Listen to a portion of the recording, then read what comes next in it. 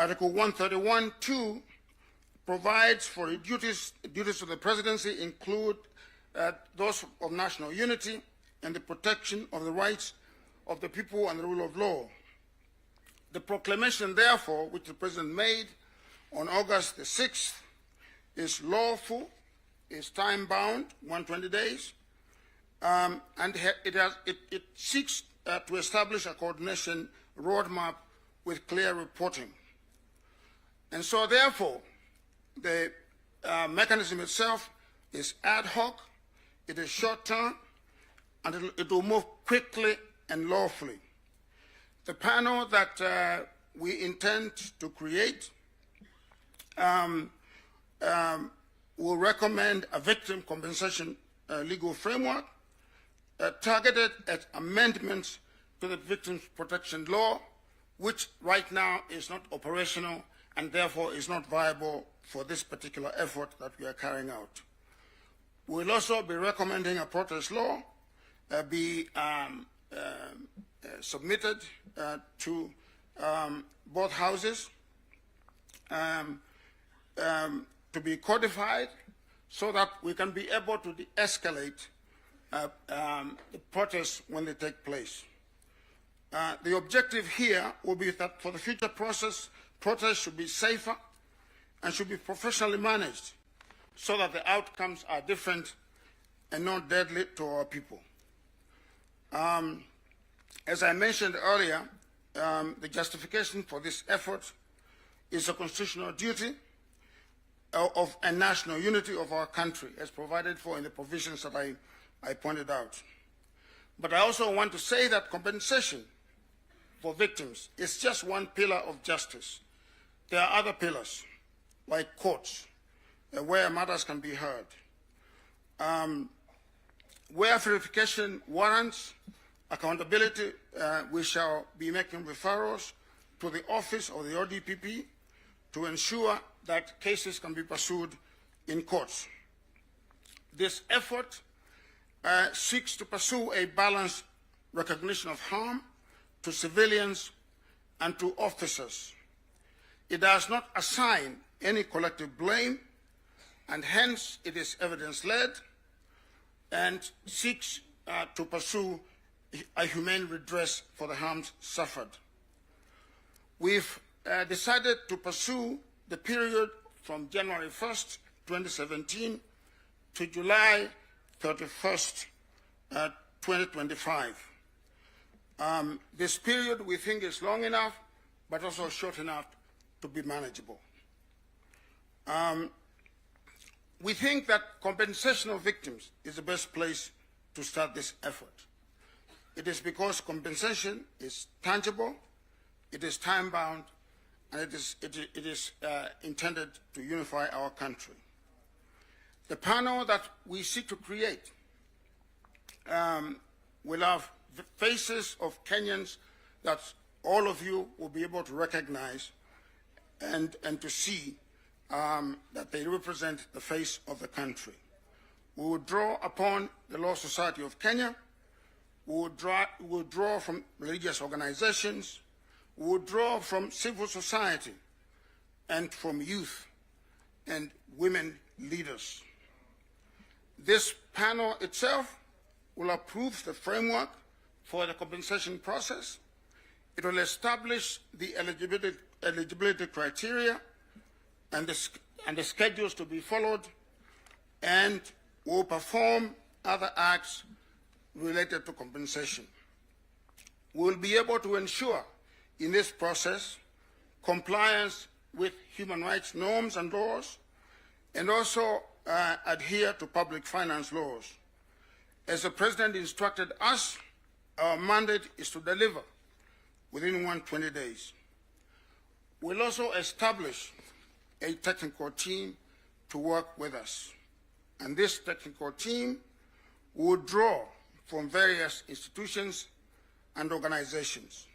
Obviously, the Office of the Attorney General, the Executive Office of the President, the Ministry of the Interior, the Independent Policing Oversight Authority, the Kenya National Commission on Human Rights, and subject matter experts. All of these institutions and folks will form the backbone of our technical team.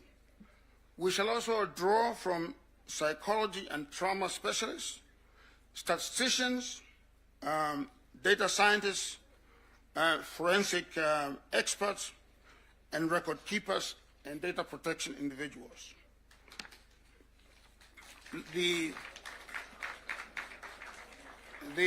I suppose that is a warning.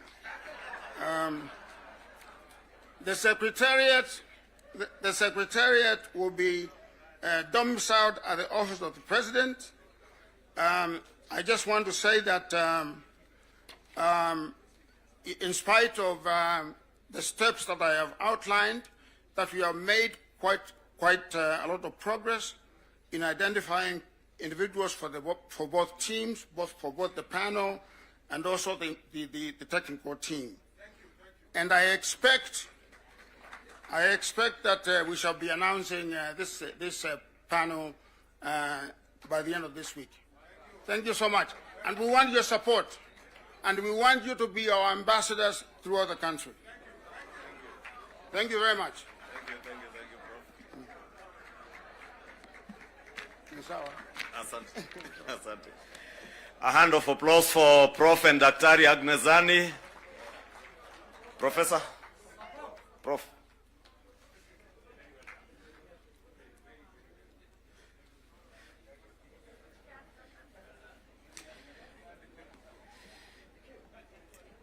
Your Excellencies, the President, Prime Minister, and the Deputy President, with those two presentations, Your Excellency, members, we appreciate the seriousness of not just the implementation of the NADCO report, which we have been appraised on its implementation, and Your Excellency, I must appreciate all the members of Parliament, both in the Senate and in the National Assembly, for the support that they have accorded us in the legislative process of enacting the NADCO legislative bills that we have and those that are still within the two houses.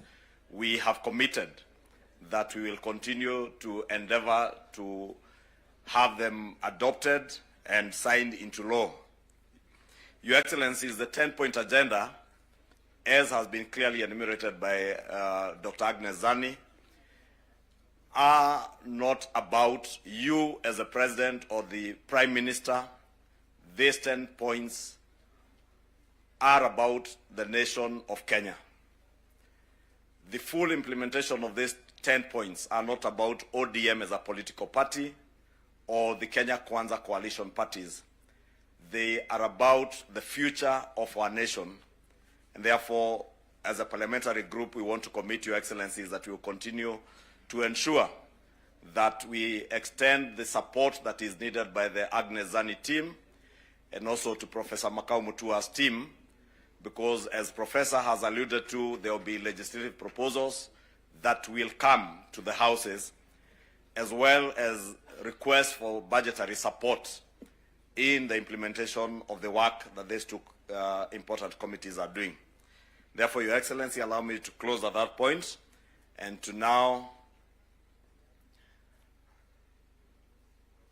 Your Excellency, before I invite the Deputy President,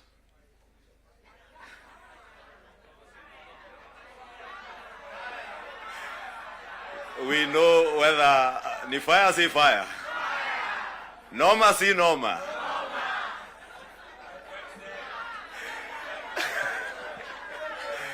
We want to hear whether the Deputy President, whether when he says ni fire si fire, ni noma si noma, whether he can earn himself a second term as the Deputy President, as usual, depending on what he says and how he engages with this House.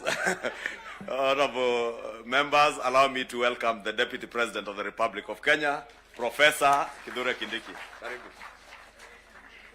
Thank you. I wanted the Leader of Majority to delay a bit because the Prime Minister has stepped out, because I wanted to take the shortest time here, having seen what my predecessors have gone through. And you know, and you know, both my predecessors are just like me from academia. So I was very worried. I wanted really we delay until the Prime Minister comes back. But I'm grateful to what Dr. Zani and team are doing. You're helping the country deal with very, very difficult issues. I am also very impressed by Professor Makao Mutua's work. It's quite a heavy topic that he's handling on behalf of the country. So my sister, Dr. Zani, and my academic senior, Professor Makao Mutua, I wish you Godspeed as you do this on behalf of all of us.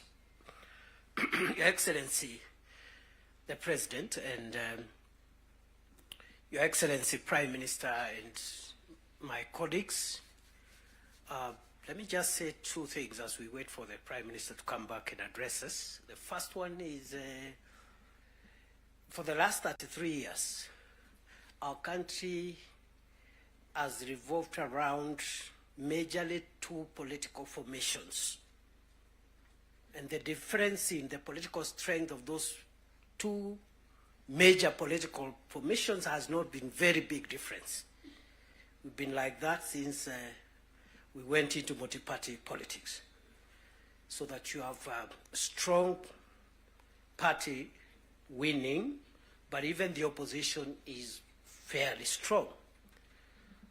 What that means, therefore, is that our country, like all democracies, requires bipartisan consensus building, especially to deal with serious and heavy national issues and national challenges.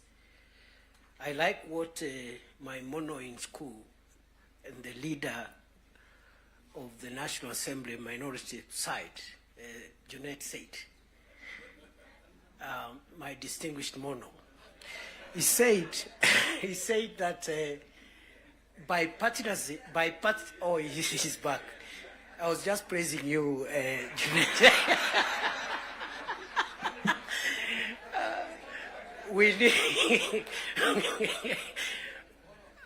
We need bipartisan efforts to heavily lift the serious national issues. You've seen them in the 10-point agenda. The fight against corruption, the fight against ethnic bias, the fight against all these vices. Without bipartisan efforts, no single side can be able to ever lift these national issues. So let us not underestimate what the leadership of the UDA through President Ruto, the leadership of ODM through His Excellency Raila Odinga has helped us to achieve as a nation. Because none of us alone would have enough political largesse to be able to even lift on some of the issues we are discussing here today. So we are in good space, and for that we must celebrate and acknowledge the visionary leadership of President William Ruto and the visionary leadership and statesmanship of our elder brother, the Honorable Raila Odinga. Going forward, those of us who are younger politicians, we should pick lessons from these two leaders.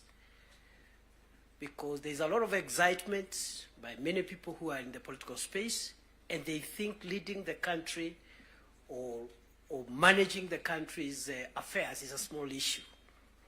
And some of the characters running up and down around, if they are given this nation to manage even for a day, the country will sink because they don't have enough wisdom and enough foresight to be able to manage the complex society that is Kenya. So, Prime Minister, we appreciate your leadership, your vision, and you've been able to show us, those of us who are younger politicians, that elections and politics should not undermine the collective interest, stability, and progress of our nation. you have helped us understand that individual ambitions to become whatever we want to become should not stand between us and our country's stability, progress, and sustainability. The last point I want to make now that we have reached where we wanted to reach is that, again, just to emphasize that I am happy to see again many political parties whose leadership is here, but although the NADCO and the 10-point agenda was introduced by the two largest parties, UDN and ODM, we have other allies who have joined us from both sides. And what this means is that the country is generally and gradually forming the national consensus that we are looking for. And therefore, for me, the lesson I pick, even looking at the leadership that has spoken here, Stewart Matzayo from Kilifi, Owen Bayer from Kilifi, Junaid Mohammed from Migori, Migori and other places, and myself. Those who have felt that perhaps they need space to show their leadership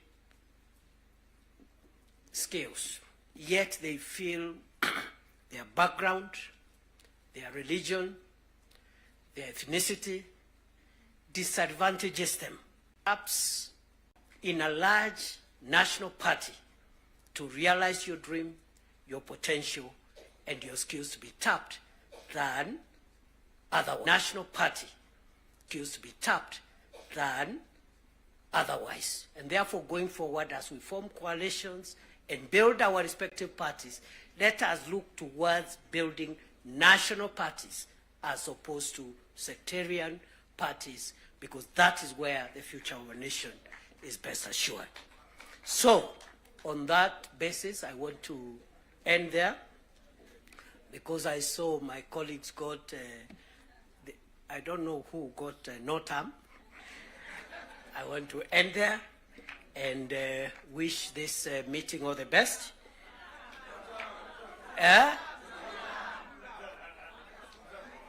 All right.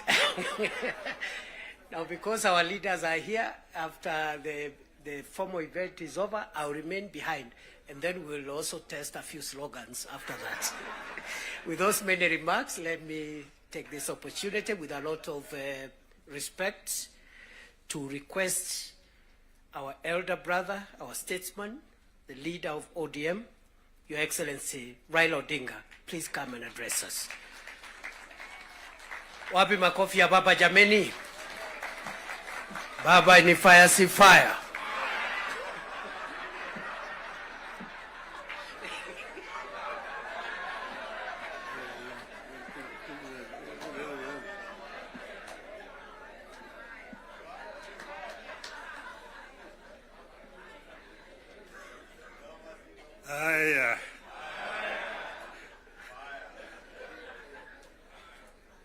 Mr. President, Deputy President, honorable members of Parliament, hamjambo.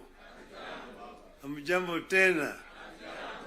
Hey, I think I see almost a full house.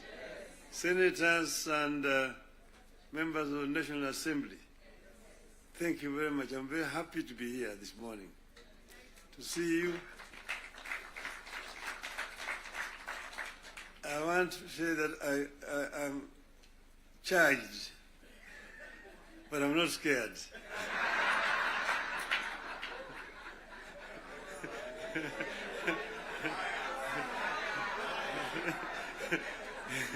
You know, I've been a member of Parliament for this constituency for 20 years.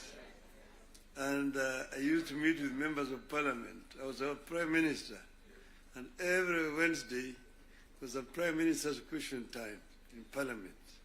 I used to be harassed a lot by members of Parliament. And that's why I'm not scared. But let me begin to say that none of us thought a day would come when protagonists just a year ago would get together to chart a joint way forward for this country. How did we find ourselves together, and why are we here today? One, in life of a nation, there comes a time when danger knocks on the door. It happened in the US during the Civil War that threatened to dismember the USA as we know it today. There's a region today referred to as former Yugoslavia. Yugoslavia existed as a country between 1918 and 1992. Then it fell apart into several countries, including Croatia, Montenegro, Serbia, Slovenia, Bosnia, and Macedonia. The former president of Yugoslavia, the late General Joseph Broz Tito, used to say jokingly that I am the glue that is holding this fragile nation called Yugoslavia together. And if I depart, it may disintegrate in several small nations. And true to his prophecy, that's happened today. There's no Yugoslavia. Closer to home here next door is Somalia. In 1991, we were here when Siad Barre was forced to run out into exile where he died. Look at Somalia today. So there are several examples that exist around the world. As leaders, we are supposed to scan the horizon, spot the danger, and act to subvert that danger.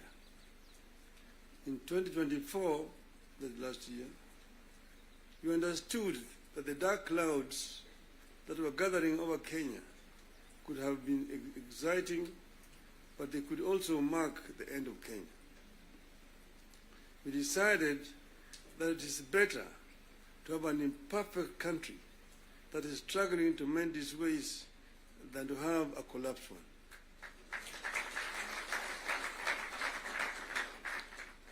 We came together to create an environment in which we can discuss our issues and differences as people of one nation.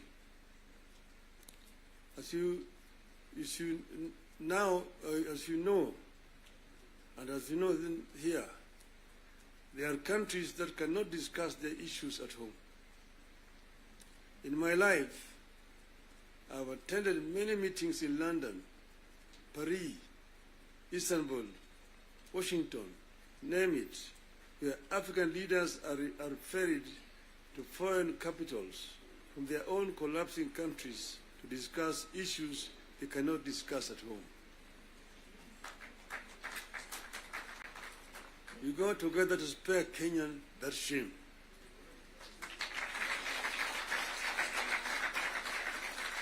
Our object was and remains one, as one US senator called it, our country, our whole country, and nothing but our country.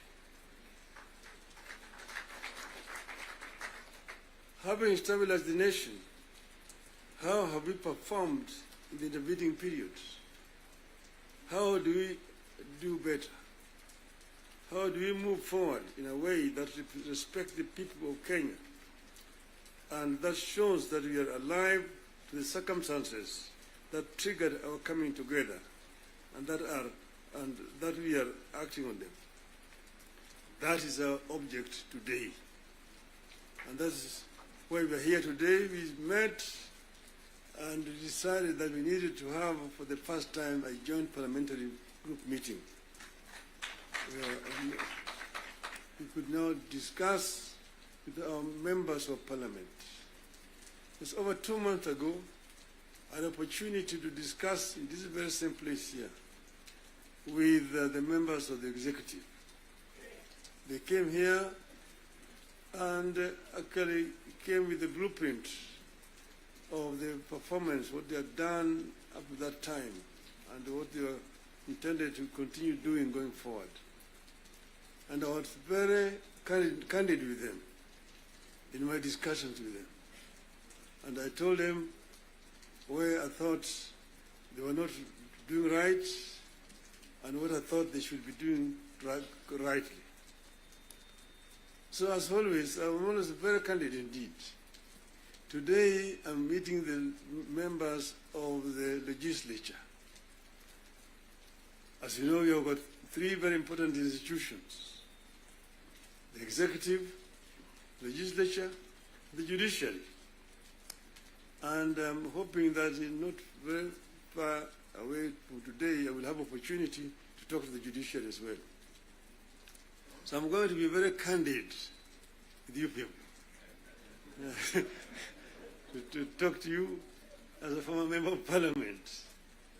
Yes, the leader, Gimani Chungwa, referred to the constitution and told me the issues like NGF and and Senate oversight in the counties is in the constitution. I want him to cite to me the section of that constitution that he's referring to. Because as you know, I was very involved with the constitution, making constitution of this country. And at another time, I would want to bring Professor Yashpal Gai, who was the leader of that constitution making. And we went through very many issues. We had committees in the Bomas of Kenya dealing with various segments of that constitution. The executive was one. Legislature was another one. Judiciary was another one. Devolution, other committee. And devolution was very contentious because we had very many people who did not want the devolution because of what had happened at independence. As you know, we started with the devolved system government, Majimbo. The foundation of Majimbo was actually contentious because it was ethnic-based. The colonialists and the settlers had actually instilled fear in the people that the bigger communities, the bigger tribes at that time, the Luos and the Kikuyus, will lord it over the smaller tribes. And thus the smaller tribes need to safeguard themselves by creating regions and powers so that they can be able to be protected. That was the basis of Majimbo. And it was a very lengthy discussion at Lancaster House. So Kanu accepted Majimbo in London, but with the understanding that they would change it after the independence. So after independence, Kanu actually started to frustrate Majimbo by not remitting funds to the regional governments. I want to refer you to the Hansard in the Bunge.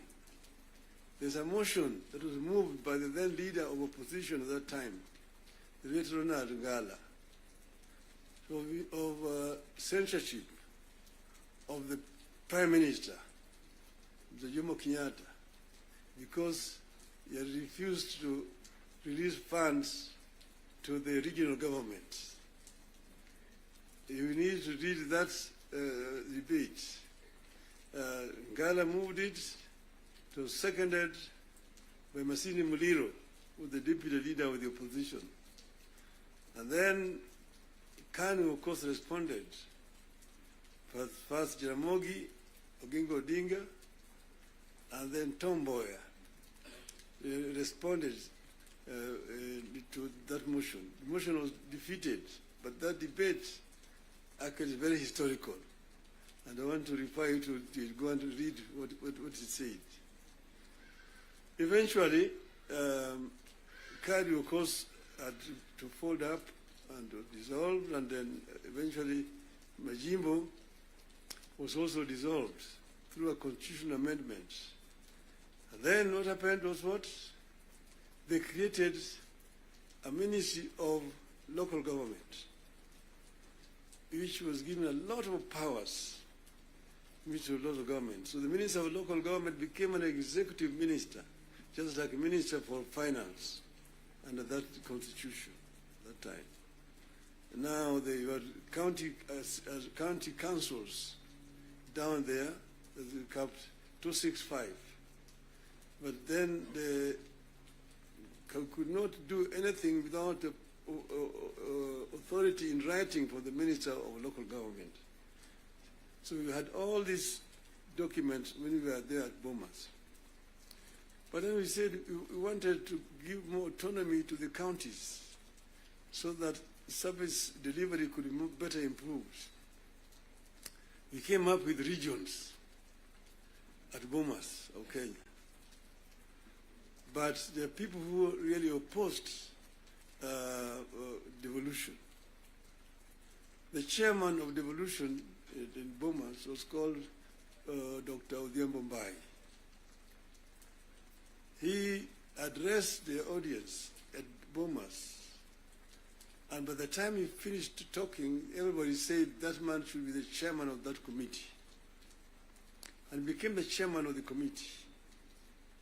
And he conducted the matter so well and so effectively that he became a marked person. What did they do to him? In broad daylight, around 11 o'clock, on Ngong Road there, off Ngong Road, in his residence, they sent assassins. And in the presence of his children, they shot him and killed him. The assassins of Mumbai were arrested. Eventually, they were released. So I just want you to know that the revolution has got very many people and very powerful people in this country today. Then, after that, because you know that ODM is a product of constitution making. And one of the founding members of ODM is sitting here with you. The other one is the former president, who is a member, and quite a number. We are going to have the 20 years of ODM in October, and all the founding members are going to be invited.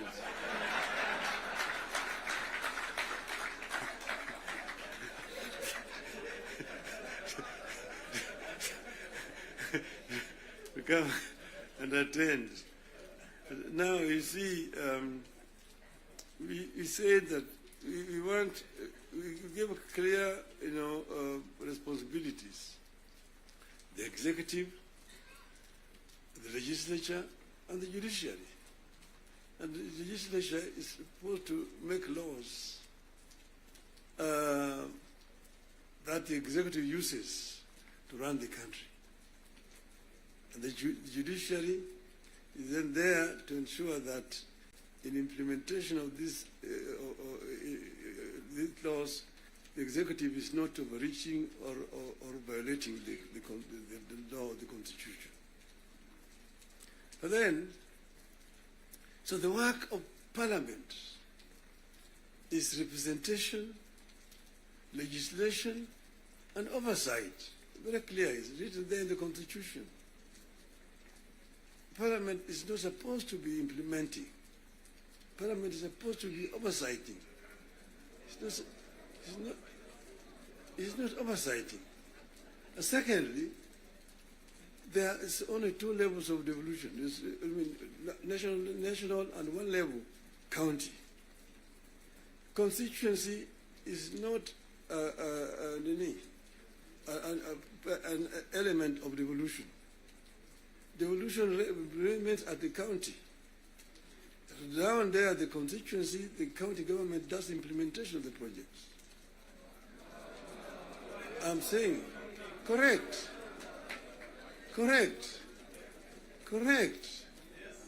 Down at the constituency, it's the county government. By the national government is supposed to do national projects. and region down there.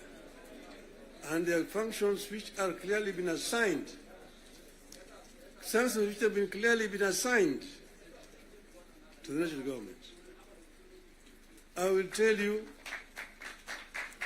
your legislatures, and a very famous English politician said that I may not agree with what you have to say, but I shall not defend unto death your right to say it. So listen to me. Let me say it. And then you'll have a chance to come and respond. So I'm telling you, I know that sometimes the truth is very bitter. I was there, and we discussed with the Karue when he was moving around to bring the CDF. The CDF was brought because of circumstances that were prevailing at that time. In those days, with a centralized system of government, there were very little resources which are going down to the counties. And that's the reason why the Harambee became the major ways of mobilizing resources. Sometimes you find nearly 100 cards in your desk for Harambees here and there. Whenever the president moved around, we'll go around to counties, to the districts. And then we'll be addressing people. People will come up to tell them their problems. Mtukufu Rais, hapa kwetu barabara ni mbaya sana, haipitiki. Mvua ikinyesha kuna matope, barabara haipitiki. Mtukufu Rais, hapa kwetu shule yetu hapa, juzi mvua ilinyesha na upepo kaja katoa paa, watoto sasa wanasoma chini ya mti hapa. Mtukufu Rais, hapa kwetu hakuna maji. Mtukufu Rais, hatuna stima na kadhalika. When it's time to respond, to say, nyinyi mnasema barabara ni mbaya, mnasema hospitali hakuna dawa, mnasema upepo imechukua paa ya nyumba. Mjumbe wenu anafanya nini? Yeye anapiga tu kelele kule kwa bunge, anapiga tu kelele kwa bunge, hajali mambo ya maendeleo kwake. Kwa hiyo mimi nitatumia mtu kuja kufanya harambee, lakini leo mimi nitatoa pesa ya kujenga hiyo shule, ambayo kujenga hiyo nyumba, nitatoa pesa na kadhalika. That was the end of it. So the MP was the one who was being blamed for the failure of the national government to do certain things in their constituency. And that's the reason why we came up with the idea of CDF. That was that time. Exactly, that was that time. But then the constituency is now falls under the devolved government, which is being led by the governors. So constituency is not a devolved unit. And members of parliament themselves should not be involved in development, because there's supposed to be oversighting. There's supposed to be oversighting. If you have yourself being involved in construction of roads, building of schools, hospitals, who is going to oversight you? Who is oversighting you? So, Mr. President, I hold very clearly that these MPs know that they should not have any business in trying to implement projects in their constituency. Implementation of projects should be left to the county government. Secondly, the oversight, the national parliament oversight the national government, whether it is the National Assembly or the Senate. Oversighting of governors, the responsibility of MCAs, members of the county assembly, not the senators. It's not the responsibility of the Senate to oversight. Senate wasting time of governors to come and answer questions about roads in the counties. And thirdly, the issue of extortion. The issues of extortion. The issues of extortion. Majority Leader, you talked of, you didn't talk of extortion, you talked of lobbying. Lobbying is okay. In the US, you've got lobby firms which have formed to lobby the members of the Congress. They come to lobby, they're known, they're officially registered as lobbyists. They come to lobby the members of parliament. But lobbying is a different thing from extortion. From extortion. That you have a member, every committee has got a member who is how do you call him? Welfare. Welfare bungi is giving a very, very image of parliament, that members of parliament should not be soliciting funds from because you see, listen to me, you know, the environment that we are creating here in this country is very, very hostile to investments. Foreign investors who come to the country bring their resources in the country to invest it here. And when they bring their resources, when they find there's too much bureaucracy and there's too much extortion, they run away. Private capital is risk shy. Risk shy. And when, for example, somebody has come with his resources to start a project, and then you find somebody beginning to make noise that, oh, this project has not been approved. This project has not been approved. Or this project is being corruptly implemented. You run away. You run away. And delaying of the projects. And you find a situation where members of parliament inviting parastatals and so on, and even purporting to be cancelling projects that have been signed. That is the work of the executive, not the work of the legislature. So legislature should not be competing with the executive in terms of implementation of projects. Allow the executive to implement and just correct them when they go wrong. That's the country will develop. Create a healthy environment for implementation of projects in the country. Then this country will develop. I know I'm being too honest with you people. And I know that the facts, the truth sometimes is so painful, but I think it is important to say this to honorable members of parliament. Thank you very much. May I now invite my brother to come and address you people.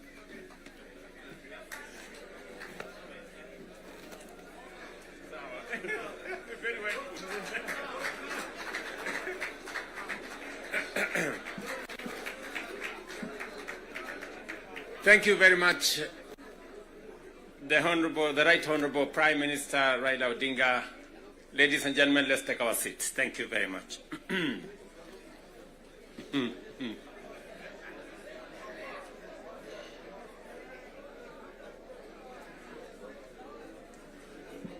Now,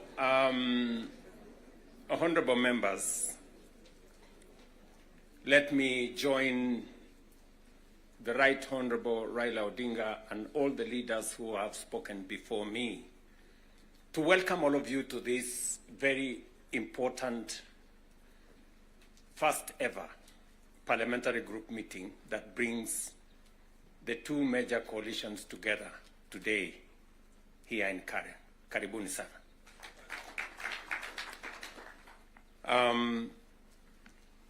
The Right Honorable Raila Odinga has given us the context of why we are meeting here. I really would want to add not so much, because he has ably contextualized why we are meeting here today. That we have a nation to look after, and we have a nation to protect, and there are options that are available to us, and I think we chose to protect the nation called Kenya by our coming together.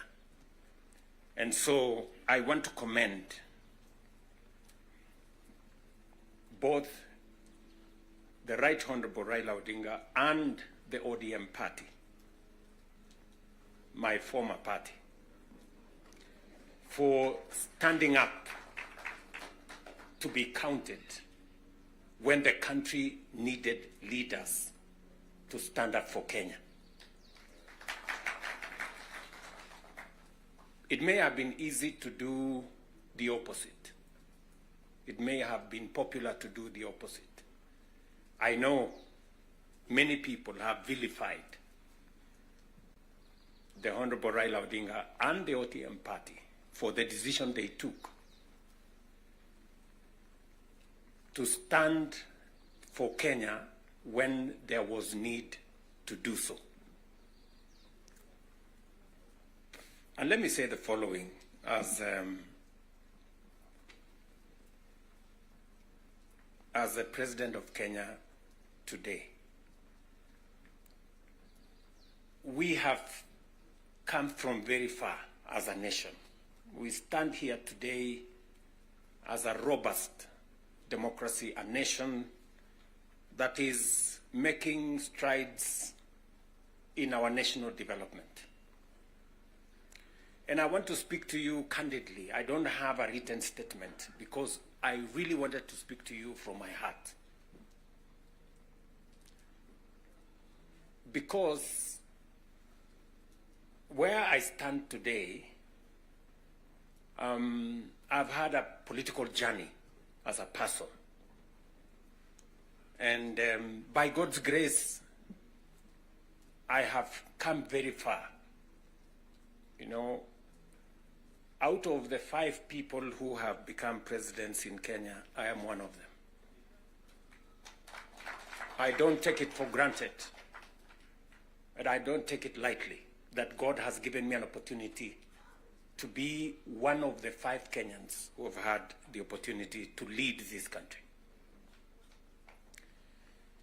And I must say this to us as leaders, that a nation, the progress, the destiny of a nation is decided by leaders. As to whether we are going to be a progressive nation or we are going to be a failed state is going to be determined by leaders, by us, the people who are sitting here. And therefore, the place of leadership is almost sacred. Nobody becomes a leader by chance or by default or by mistake. Today, you are a member of parliament or a senator or a governor or the position I hold and all the other positions that we hold because God and destiny has given us that chance. And we must think about it deeply. And so I want to ask you as leaders,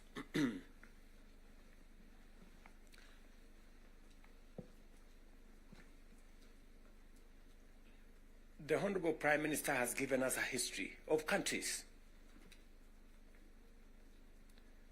I will add to that list 2 countries. Singapore and Kenya were the same countries 60 years ago. Malaysia and Kenya were the same 60 years ago. But today, we play in different leagues. They have managed to progress to the first world. We are still where we are. The difference between what Singapore has become and what we are is leadership.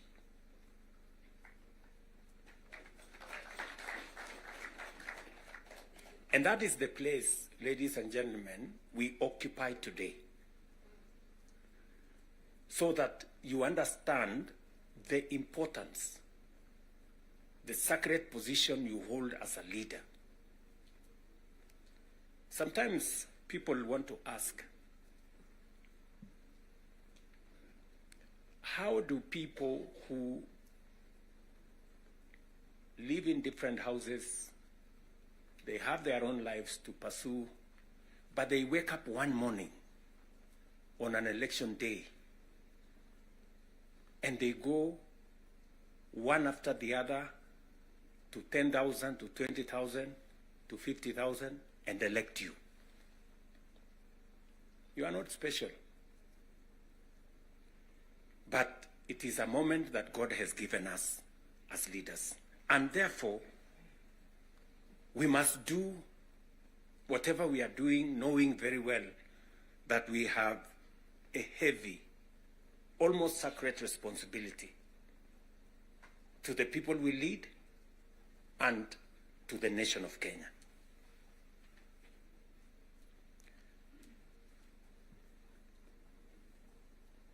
And it is not that we don't know what we should be doing. We all know what we should be doing. It is not that we have shortage of ideas. It is not that we have shortage of what we need to do. In fact, I dare say we have some of the very best ideas. We have very good manifestos all the time. And in fact, if you look at, and I keep referring to this, if you look at the manifesto of Kenya Kwanza and the manifesto of Azimio, the difference is hardly 20-30%, 70%. We share what we think should be fixed in Kenya. But politics somehow has taken our country hostage, that we cannot do what we all know we should do.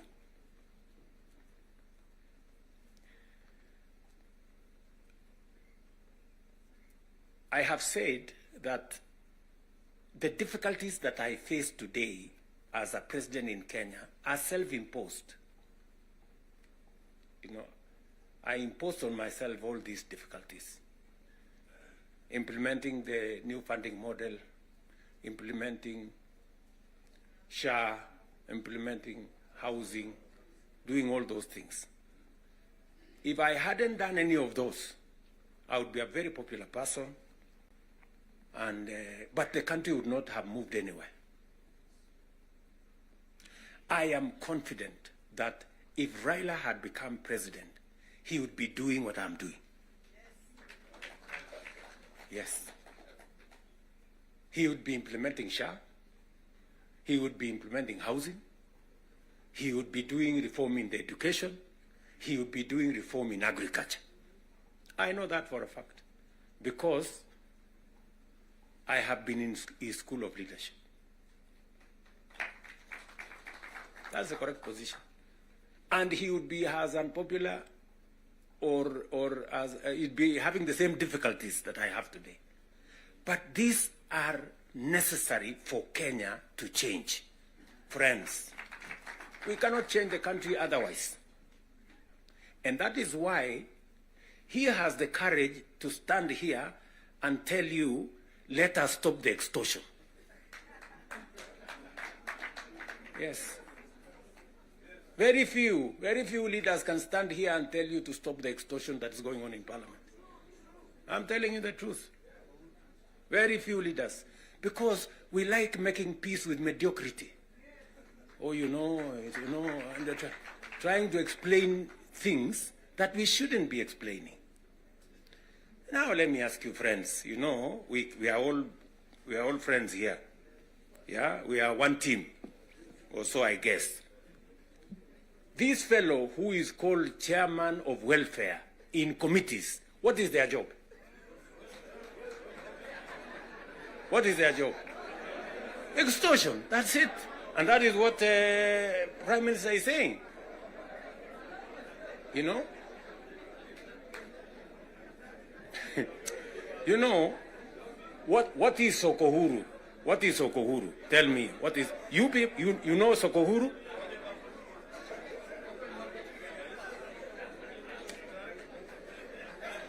So,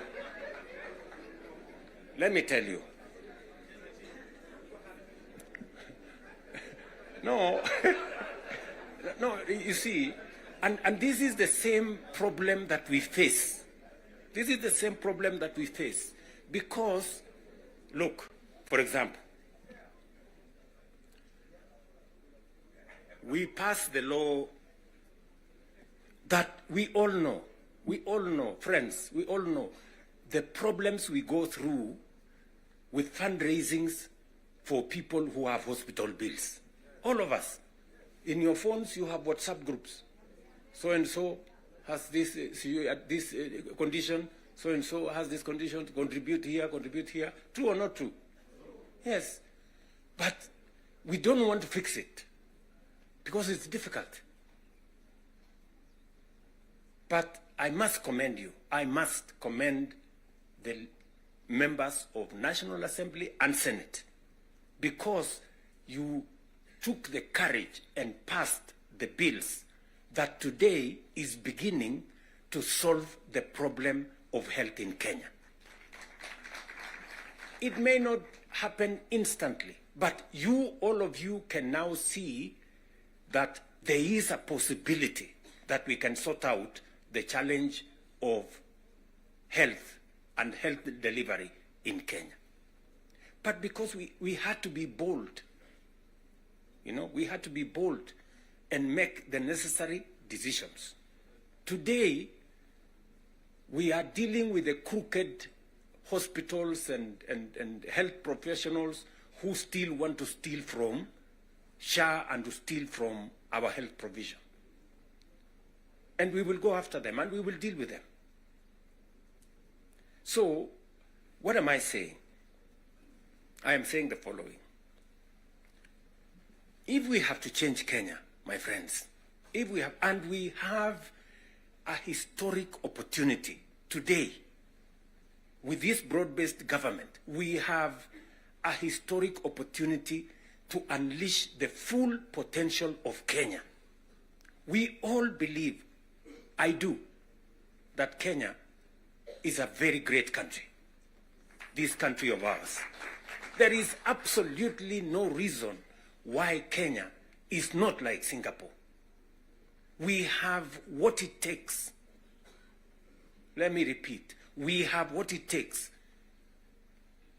to measure up to the countries in the first world. Yes, we do. Yes, we do. But we are playing in the wrong league because leadership, me and you, are refusing to stand up to what this country needs. I really want to persuade you guys. I really want to persuade you friends. Yeah? This is not about William Ruto. I am here today, I will not be there tomorrow. This is not about Raila Odinga. Right? It's about the country called Kenya, where today we have the privilege to be the leaders, to be the decision makers, to decide which way Kenya. It is us who are seated here. It is us. And we have the historic opportunity to make this country what we have always wanted it to be, but it has not been. As I have said, the same way Raila Odinga can stand here and tell you we must stop the wrongs, I have also said that I am ready to pay whatever price to make this country change. Yes, we must change this nation. And we can do it. Look, housing was part of our conversation for the last 30 years. Yes, we've always talked about housing and how important it is and how it is going to create jobs, how it is going to stop land fragmentation, how it's going to allow us to produce, to save land that is meant for food, how we are going to have decent housing, how we are going to reduce on slums, how we are going to have decent livelihoods. We've always said that. The Right Honorable Raila Odinga tried with the first slum upgrading projects. We started there. The housing levy, go and read the Azimio Manifesto. Read the Kenya Kwanza Manifesto. It is there. It is there in both manifestos. We now are seated here and we have the opportunity to implement what was in the Azimio Manifesto and what was in the Kenya Kwanza Manifesto. Friends, why don't we just do it? Why don't we just do it? We will do it? Yes.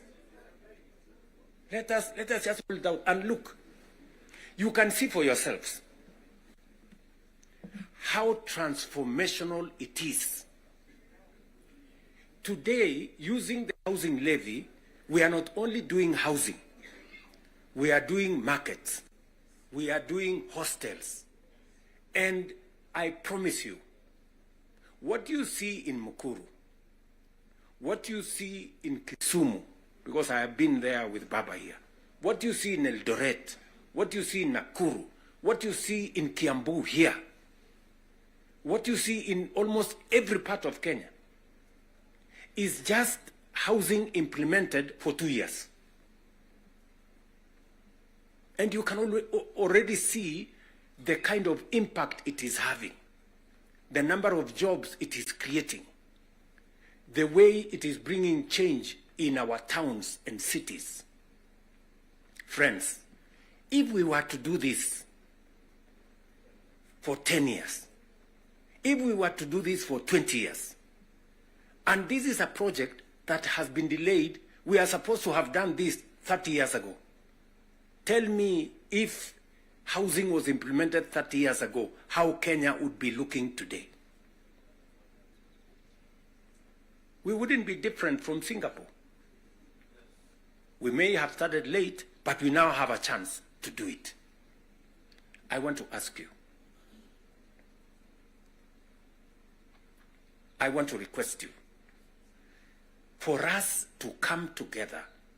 And we are not coming together so that any one of us can get anything.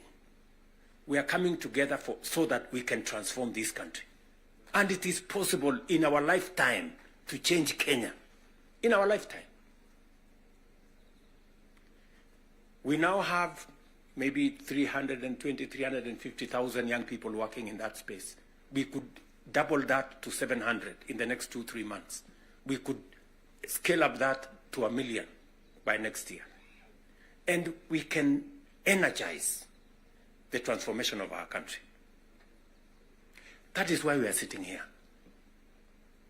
That is why Baba and I have called this PG. Baba has told you we are here for Kenya. I am buttressing what we are saying, what he is saying, by telling you what we can achieve together. What we can do in our agricultural transformation. If it was not for the broad-based, for example, we wouldn't have had the kind of change that is required in our sugar sector. And I want to tell you, watch this space. In just 2 or maximum 3 years, Kenya will be a net exporter of sugar. Just 2 or 3 years. This country, which perennially we have been looking for safeguards from COMESA. Every year, we are looking for safeguards from COMESA. We are spending public money to go and pay for sugar, to go and pay for farmers, to go and pay for workers who don't work for government, just because we couldn't bite the bullet and tell the crooks there to get out. Now we have told them to leave. And I want to promise you, I want you to hold me to it. We are going to change the sugar sector. We are going to change the coffee sector. You have already seen what is going on in coffee. There is still a little bit of pushback, but we will deal with it. And on and on and on, and we can transform our whole agricultural sector. Just the little interventions that we have done standing together. You people in Parliament making sure that we are subsidizing production. And I must commend, Parliament has always provided money for us to support the production of the country, either through fertilizer or seeds or other interventions when we have brought it to Parliament. So you're part of the making of the history of our nation. Just imagine we have reduced the imports of maize, for example, by 70%. Reduce the imports of sugar by 70%. And we can make that progress if we are focused on where we want to go. And that is the reason why we have to make the decisions that we have made work. It is the reason why Baba and I have appointed Agnes Zani and her team, so that what brought us together, we don't forget. The 10-point agenda that we have signed buttresses what is actually in our manifestos. The NADCO report, we all know what it is supposed to achieve. And if we stand together, we can achieve all the legislation that is recommended by the NADCO report. Parliament has what it takes, to do this. For Kenya, we can do it. And I want to persuade this PG to work with us and for all of us to be committed to this exercise. Evolution. There is need for us as a nation to distinguish between governance and devolution. The governor is not devolution. The governor is a person.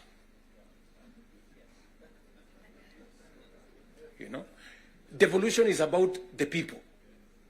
It is not about the governor.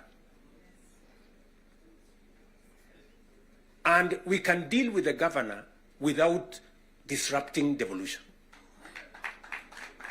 if there is need to.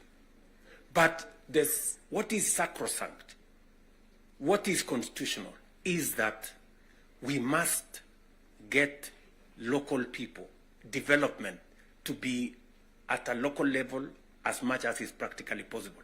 I agree with the Right Honorable Raila Odinga, because I was in Parliament when NGCDF was passed. And the principle was right, because there wasn't any meaningful resources getting to the grassroots.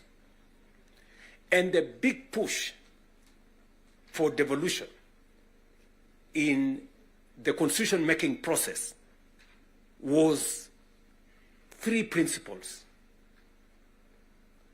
making sure that resources get to the grassroots, making sure that there is representation at the grassroots, and making sure that accountability is also at the grassroots. So we need a conversation. There are legitimate concerns on how resources are being spent at the counties. There is. We cannot also run away. There is legitimate concern. Let me ask, for example, the latest Sokohuru in the Senate.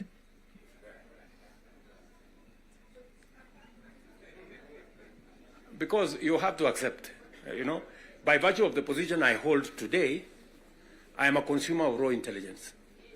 I know what's going on. Where does somebody find 150 million? Where? Huh?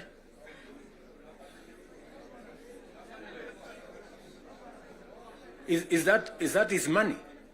That is money that belongs to the county. Is that correct or not correct?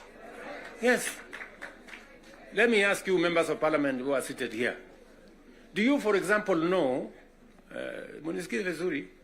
do you, for example, know that a few members of your committee collected 10 million shillings so that you could pass that law on anti-money laundering? Did you get the money? No.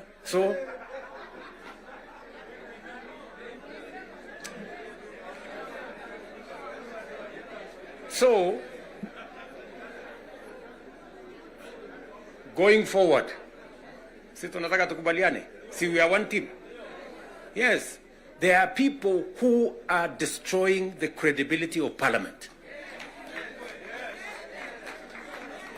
And they are collecting money in the name of Parliament. And some of the time, or most of the time, that money never gets to Parliament, it gets to a few people. We are not going to shame them. We are going to arrest them. Yes.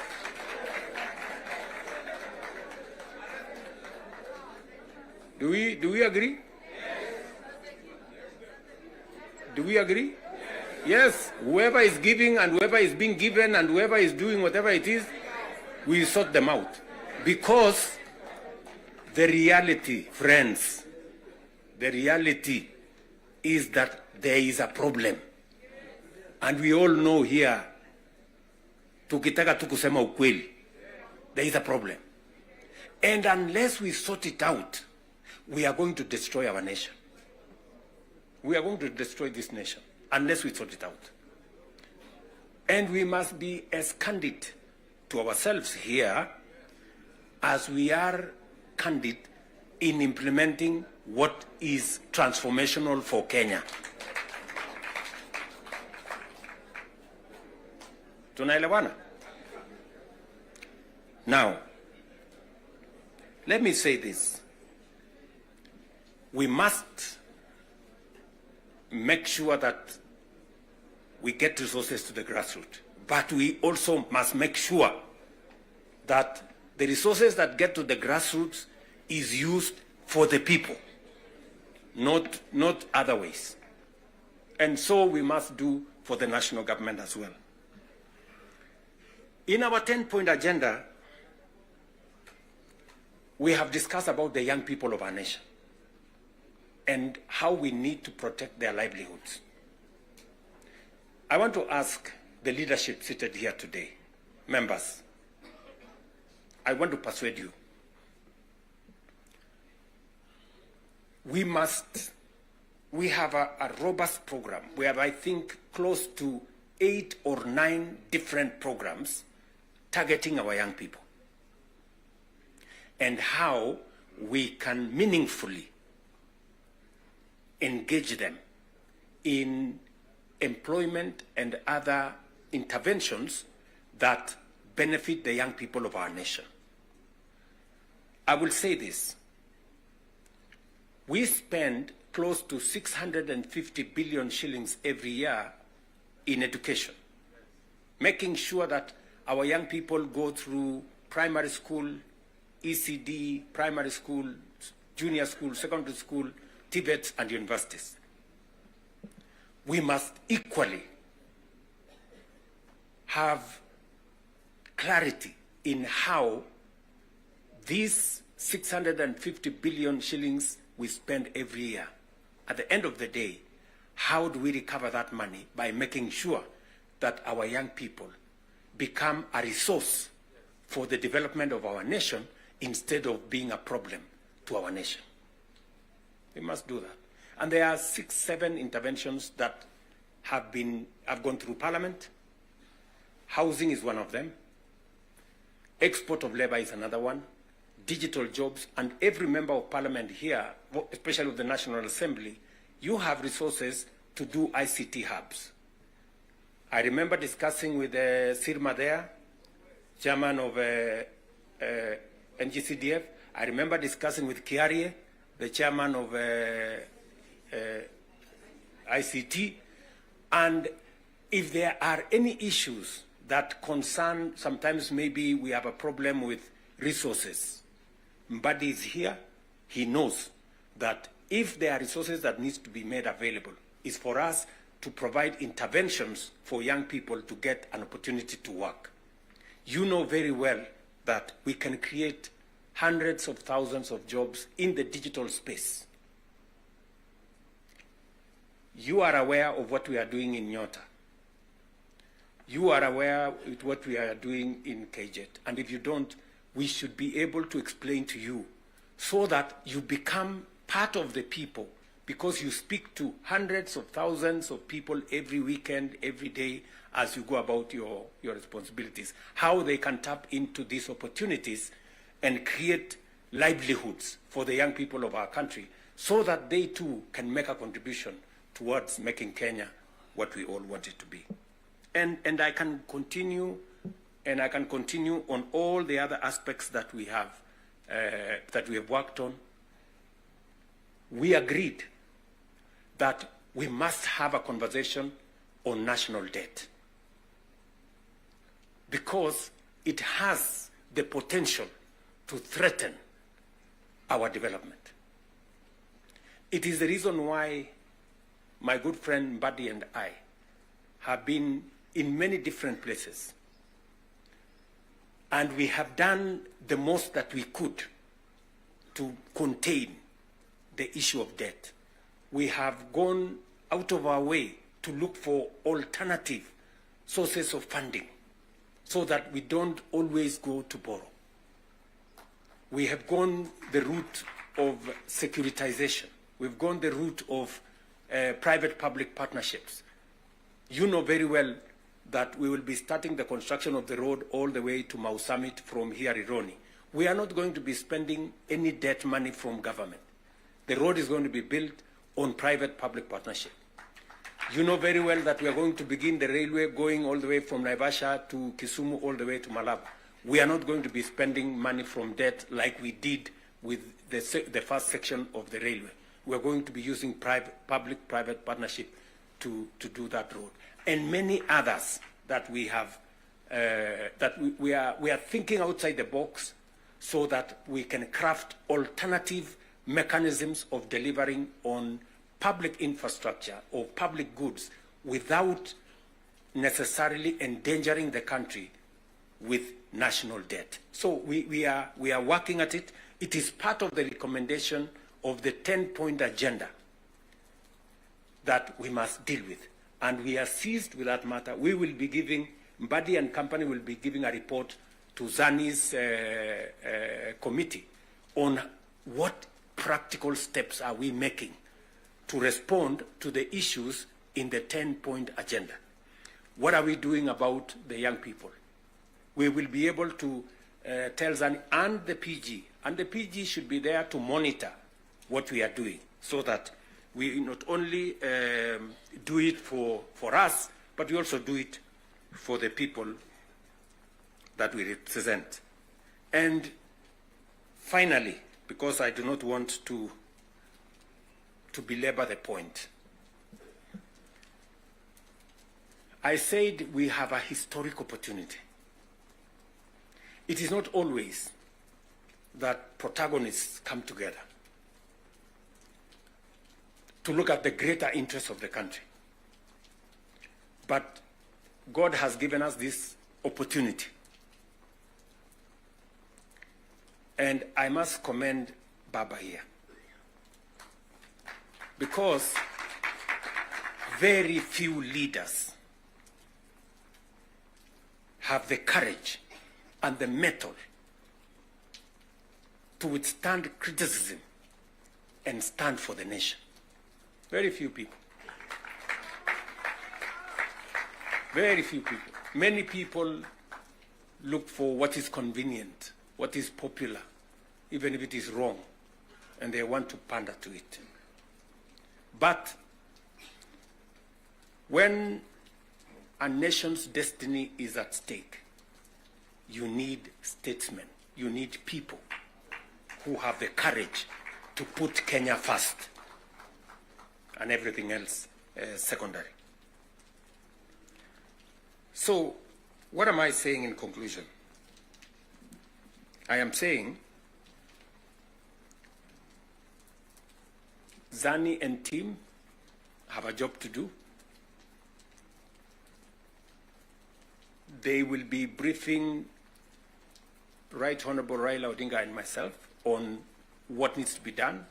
We will be able then to guide what will be happening, what the executive need to do, what the legislature, the role the legislature need to play, and the role others may need to play. And as we do that, we will need another opportunity to be granular. Today was the first occasion for us to deal with this. But down the road, we need to bring the members of the executive, at least the ministers, to come so that we can have a meeting of minds between the executive and the legislature on matters that are of national importance.